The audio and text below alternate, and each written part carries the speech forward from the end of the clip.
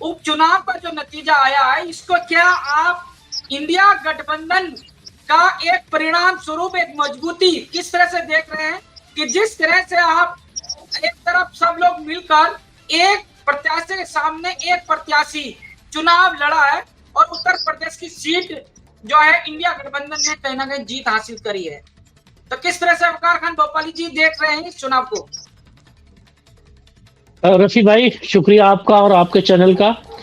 रफी भाई, ये तो अभी शुरुआत है।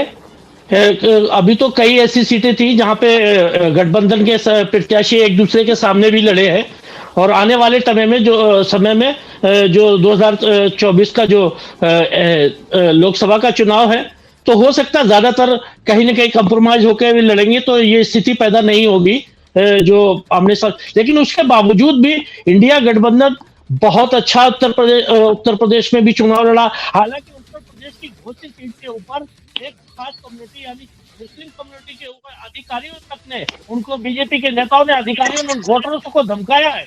किसी तरीके इतना तक धमकाया कि उनको पे मुकदमा लगाने तक की धमकी दी कि अगर आप दिख गए, अगर दोबारा यहाँ वोट डालने आए तो आपके ऊपर केस लगा दिया जाएगा। इस तरीके की भी उन्होंने एक कोशिश करी, दबाव बना के लोगों पे उसमें डाल के किसी तरीके से वोटिंग कम हो, मुस्लिम वोटर वोट डाल ही ना पाए, ये ऐसी स्थिति पैदा होने के मतलब बावजूद आपका कहना है कि उत्तर प्रदेश की सीट पर मुस्लिम वोट को वोट डालने से भी रोकने का काम किया गया है? जी, वो बिल्कुल बहुत उनके दिलों में दहशत डालने की कोशिश की गई है। वोटर कम से कम वोट डाले, उनको रोका गया वोटर डालने के लिए, तो लगातार रोका जाता है। कहीं आपने देखा होगा सोशल मीडिया पे कई वीडियो वायरल हो रहे हैं, आप उसको देखिए। तो ये इस तरीके की हरकतें मतलब भारतीय जनता पार्टी कर रही है, और इससे साफ जाहिर का कितनी भारतीय जनता पार्टी कितनी हताश है। उसके बावजूद भी इंडिया गठबंधन का प्रत्याशी जीता, जहां तक 7 विधानसभा सीटों के चुनाव में 4-3 से इंडिया गठबंधन जीता है। इंद्रजीत यादव जी से भी ले लेते हैं जवाब। इंद्रजीत यादव जी, अभी ये जो चुनाव के नतीजे जो आज आए हैं, इन नतीजों को किस तरह से देख रहे हैं? वकार खान भोपाली जी उत्तर प्रदेश की घोषित सीट पे इस तरह का एक आरोप लगा रहे हैं कि मुस्लिम वोट जो है, कहीं ना कहीं मुस्लिम वोट को वोट करने से जो वहाँ की पुलिस है, वहाँ के जो लोग हैं, अधिकारी हैं, वो रोकने का भी काम कर रहे थे। कितना आप इत्तेफाक रखते हैं और किस तरह से नजर रही है आपकी? भोपाली साहब की बात बिल्कुल सत्य है। कई मतदाताओं से मेरी फोन पर बातचीत हुआ है, हमारे संपर्की लोग हैं। वहां पर दलित समाज को, जो बहुजन समाज पार्टी के मतदाता हैं, मुस्लिम समाज के मतदाता हैं, उनको डरवाया धमकाया गया। उनका पहचान पत्र, आधार कार्ड पुलिस रख लिया, दोबारा दिया नहीं है। बिल्कुल, उनके पहचान पत्र, आधार कार्ड देखने के मांगे और पुलिस वालों ने रख लिया। मांगने पर उनको डंडा मारे हैं। कई लोगों को अभी तक पहचान पत्र, आधार कार्ड वापस नहीं किया गया है, जो बहुजन समाज पार्टी के कट्टरपंथी मतदाता हैं। उनका शिकायत है कि हमें वोट नहीं डालने दिया गया। फिर भी 32,000 से ऊपर वोटों से जीता है।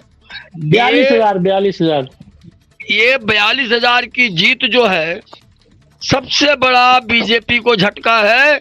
जहां 80 लोकसभा है, मोदी जी, जोगी जी का क्षेत्र है, और वहां पर दारा सिंह चौहान पल्ला बदल करके बीजेपी में गया मंत्री बनने के लिए। उनकी मुंह पर इतना बड़ा तमाचा लगा। 7 में से 4 सीट इंडिया गठबंधन जीता है, और 3 सीटें जो बीजेपी के पास गई है वो त्रिपुरा और उत्तराखंड का। त्रिपुरा में बीजेपी ने अपनी पूरी ताकत झोंक दिया कि मणिपुर में आग लगी है, वहां चल के पानी डालो, जिसकी वजह से वहां 2 सीटें जीते हैं। यह पहला बहुत बड़ा प्रदर्शन है। ये दिखाई दे रहा है कि 2024 में मोदी जी की 37% पर वोट लेकर के हुकूमत चला रहे हैं। विपक्ष की 63% मतदाता अब एक साइड जा रहे हैं। इसमें न कहीं बंटवारा है, ना कहीं दरार है। ये 63% वाले एकजुट हो गए हैं। इनका सफलता दिखाई दे रही है। ठीक है, ऋषिपाल जी, कितना एकजुट नजर आ रहे हैं आपको? 63% जिस तरह से यादव जी कह रहे हैं और बता रहे हैं कि त्रिपुरा की सीट जो जीती है बीजेपी ने, वो कहीं ना कहीं मणिपुर के मामले पर पानी डालने का काम किया है। कैसे देख रहे हैं इन बातों को आप? देखिए रफी जी, अगर इन चुनावों को के नतीजों को आप अगर ध्यान से देखेंगे तो ये बहुत छोटे में हम इसको एनालाइज नहीं कर सकते। हमें इन सीटों को अलग अलग तरीके से एनालाइज करना पड़ेगा। जैसे हम एनालाइज करते हैं, केरल की बात करते हैं, मैं एक निष्पक्ष होकर चीज़ों को, हर एक सीट को एनालाइज करता हूँ।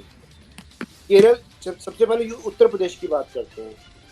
उत्तर प्रदेश में जो विधानसभा है, वहाँ निश्चित रूप से जो मुस्लिम मतदाता हैं, मुस्लिम मतदाताओं की संख्या निश्चित रूप से बहुमत में बहुत ज़्यादा है, और मुस्लिम मतदाता वहाँ पर ये समझ लीजिए कि निर्णायक स्थिति में होते हैं। और पिछले कुछ समय से जिस तरह से उत्तर प्रदेश में आप देख रहे हैं, उत्तर प्रदेश में ये जो इंडिया गठबंधन है, या कांग्रेस है, या सपा है, इन्होंने पूरी तरह कोशिश करी है कि मुस्लिम मतदाताओं को विरोधी करने की कोशिश की, और आज वही हुआ। अगर दूसरी सीट की तुलना करते हैं, अगर हम आते हैं केरल के ऊपर, केरल में कांग्रेस जीती। अब केरल के अंदर आप कहते हैं इंडिया जीती, कैसे इंडिया गठबंधन की हम बात करते हैं, वहाँ पर अगर वहाँ पर ऑलरेडी कोई और लड़ाई में है नहीं। अगर हम बात करते हैं पश्चिम बंगाल की, टीएमसी के अलावा लड़ाई में कोई है नहीं। लेकिन सबसे बड़ी बात जो मुझे फैसिनेट करती है, जो मुझे सबसे ज़्यादा जो प्रभावित करती है, जैसे इंद्रजीत यादव जी ने कहा, क्योंकि इन दो सीटों के ऊपर मैं भी सुबह से नज़र थी मेरी कि इन दो सीटों पर क्या होता है। वो दो सीटें जो त्रिपुरा की सीट है, क्योंकि पिछले कुछ समय से जिस तरह से मणिपुर का इंसिडेंट रहा, और मणिपुर के ऊपर विपक्ष ने सरकार को घेरने की जबरदस्त तरीके से कोशिश करी, और सरकार ने पुरजोर उसका जवाब दिया। और उसी स्थिति में जिसके ऊपर विपक्ष चाह रहा था कि हाँ भाई पूरा संसद बुलाई जाए और बहस की जाए और ये की जाए, आज उसी पूर्वोत्तर भारत के अंदर जो हम देखते हैं कि मणिपुर के अंदर जो भारतीय जनता की पार्टी की जो विजय है, वो अपने आप में इस बात को साबित करती है कि लोग क्या करते हैं, लोग मोदी जी के नेतृत्व पर विश्वास करते हैं, और ये मान के चलते हैं कि हाँ, ये नेतृत्व जो है हमें हमारे देश को उन्नति दे रहा है, और ये बहुत आगे बढ़ा के लेके जाएगा। क्योंकि अगर हम सीटों को अलग अलग तरीके से एनालाइज करते हैं, अगर हम बात करते हैं, मान लीजिए वेस्ट बंगाल की बात करते हैं, वहाँ पे कुछ करने के लिए नहीं था। अगर इसी बात में तुलना में करता हूँ उत्तराखंड की बात करते हैं, ये सीट जो है, तो उत्तराखंड में मैं भारतीय जनता पार्टी की जीत को बहुत अप्रत्याशित जीत नहीं मानता कि हाँ भाई इनकी जीत हो गई, वो होनी थी। जैसे केरल में या वेस्ट बंगाल के अंदर टीएमसी की, केरल में कांग्रेस की ये जीत होनी थी, ये जीत होनी थी। ऐसे सपा की जीत दूसरी के अंदर जिस तरह समीकरण थे, इस समय मैं उनको बहस में नहीं लाना चाहता कि किसने पाला बदला, क्यों पाला बदला गया, और पाला बदलने से क्या हुआ। लेकिन इस समय ये दो सीटें जो है, वो मेरे लिए सातों में से दो सीटें बहुत इंपॉर्टेंट है, जिस पर मेरा जो मंथन चल रहा है कि अगर जो विपक्ष ने झूठ फैलाने की कोशिश करी थी, वो झूठ मणिपुर में, पूर्वोत्तर में जिस तरह फैलाने की कोशिश की थी, वो झूठ चल नहीं पाया। और ये जो आपने कहा अभी, मैं भी कई चैनल पे देख रहा हूँ, कोई कह रहा है कि इंडिया गठबंधन, और ये अभी इंडिया गठबंधन की हम बात करते हैं कि अगर इंडिया गठबंधन की आप लोग बात करते हो तो एक काम कीजिए, आप दिल्ली में चुनाव करवा लीजिए, आप पंजाब में चुनाव करा लीजिए। इंडिया गठबंधन के जो लोग हैं वो खुद ही जो है एक दूसरे के सामने तलवार खींचे खड़े हैं। आम आदमी पार्टी और कांग्रेस जो है वो इंडिया गठबंधन में एक दूसरे के आमने सामने खड़ी है। आप इंडिया गठबंधन की, आप इसको जो गठबंधन का वो कह रहे हैं, इलेक्शन कह रहे हैं, लेकिन इंडिया गठबंधन का इलेक्शन ये नहीं था। मैंने आपको दो राज्यों की बात बताई, दिल्ली की बात कीजिए, पंजाब की बात कीजिए।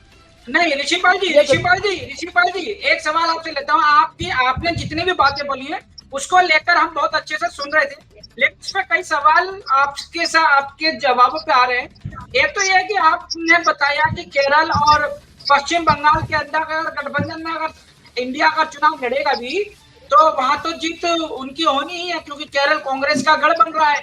लेकिन मैं आपको बताऊं, केरल और पश्चिम बंगाल में इंडिया गठबंधन ने आमने सामने चुनाव लड़ा है, इकट्ठा होकर चुनाव नहीं लड़ा है। तो बंगाल के अंदर तृणमूल कांग्रेस ने अपने दम पर जीत हासिल करी है, और केरल के अंदर आमने सामने खड़े होकर कांग्रेस ने अपने दम पर जीत हासिल करी है। किसके सामने? नहीं, किनके सामने? इंडिया गठबंधन बीजेपी के सामने। हाँ नहीं, अरे सुनो यादव जी सुनो, बीजेपी नहीं, इंडिया गठबंधन। देखिए, सब इंडिया, कांग्रेस का अलग कैंडिडेट था, बीजेपी का अलग था, और दूसरी पार्टियों के भी अलग अलग कैंडिडेट थे। वहां पर अलायंस साथ नहीं था। हाँ मैं यही तो कह रहा हूँ। आप अभी तक ये आप इस खबर को ये इंडिया गठबंधन का पे आप नहीं कर सकते। टीएमसी की जो जीत है वो टीएमसी की जीत है, ये इंडिया जी। गठबंधन की जीत नहीं है, आप समझ और लीजिए। केरल में कांग्रेस की जीत सिर्फ कांग्रेस की है। कांग्रेस, हाँ हाँ मैं आपको यही बता रहा हूँ। ऐसे ही जो त्रिपुरा में जो जीत है वो उसके मायने अलग है। आज बताइए आप क्या कहना चाहते हैं। अब मैं एक सवाल लेकर फिर यादव जी के पास जाऊंगा, लेकिन उत्तर प्रदेश की जब हम बात करते हैं तो उत्तर प्रदेश सीट जो है वो इंडिया गठबंधन का एक सपा पार्टी का प्रत्याशी रहा है। मैं जवाब ले लेता हूँ दिलजीत यादव जी से। दिलजीत यादव जी एक मिनट जवाब दे। हाँ। उत्तर प्रदेश की अब बात करते हैं तो उत्तर प्रदेश में देखिए, लड़ने के लिए सपा और बीजेपी आमने सामने। उत्तर प्रदेश में कांग्रेस की तो कोई जमीन ही नहीं है, तो कांग्रेस वहां पे कैंडिडेट खड़ा करती या ना करती तो उससे कोई फर्क पड़ने वाली बात है ही नहीं। उत्तर प्रदेश में सीधे सीधे आमने सामने जो टक्कर है वो बीजेपी की और सपा की टक्कर है। तो आप ये मत समझिए कि उसके अंदर कांग्रेस पार्टी, ऋषिपाल जी तो सपा क्या इंडिया गठबंधन का हिस्सा नहीं है क्या सपा क्या इंडिया गठबंधन का हिस्सा नहीं है।